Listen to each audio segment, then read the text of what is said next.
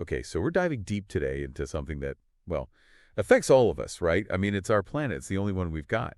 And you guys sent in a ton of stuff about keeping it healthy, this whole idea of environmental sustainability and activism. Yeah, it's really interesting. The source we've got, it jumps right into the thick of it. Doesn't try to sugarcoat anything, like how are we supposed to keep growing as a society but not wreck the planet in the process? Yeah, exactly. Like everyone's always talking about sustainability, but what does that actually look like?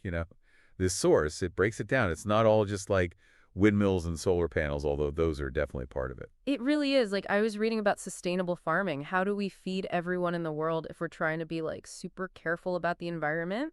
It's tough. Totally. And the source, it makes this point about how everything's connected, right? Oh, absolutely. Like they brought up deforestation. Yeah, cutting down trees, bad, right? Well, yeah, obviously, but it's way more than that. It's like when you cut down forests, it messes with the climate, you know? And then all these animals lose their homes. It's this like chain A reaction. domino effect. Exactly. Okay, so we're talking about big problems here. But this source also talks about activism. Like, how do we actually change things? Right. And they kind of frame activism as this like driving force.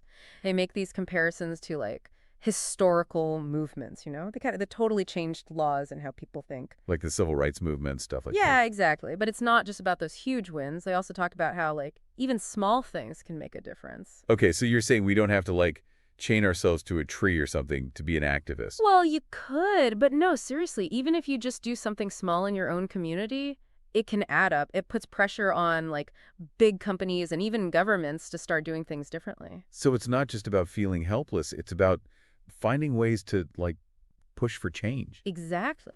I like that. So I got to ask, though, because this source, it definitely gets me fired up, but it's also kind of overwhelming.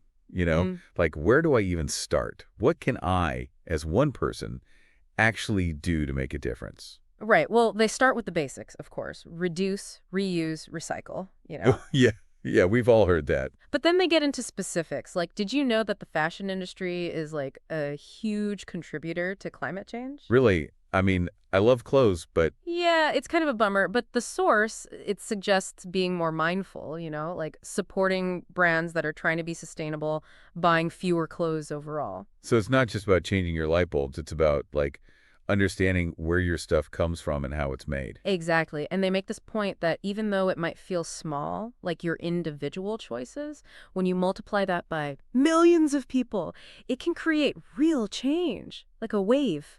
Okay, so what I'm hearing is be mindful, make good choices, and don't be afraid to, like, speak up and get others on board Yes, and that leads to like the biggest takeaway from this source, hope. They're not saying it's going to be easy, but they're saying that we actually have the power to fix to things. heal the planet. I like that. So what really stuck with me from all this is, like, the interconnectedness of everything. It's a big world, but we're all in this together, right? Absolutely, and every little thing you do can make a difference. It's empowering, isn't it? It's like, hey, I can do something, even if it seems small. Which brings up an interesting question for our listeners. If you could put one policy in place to make the world more sustainable, just one, what would it be and why? Think about it. That's a good one to ponder. We'd love to hear your answers. Thanks for joining us for this neat dive. We'll see you next time.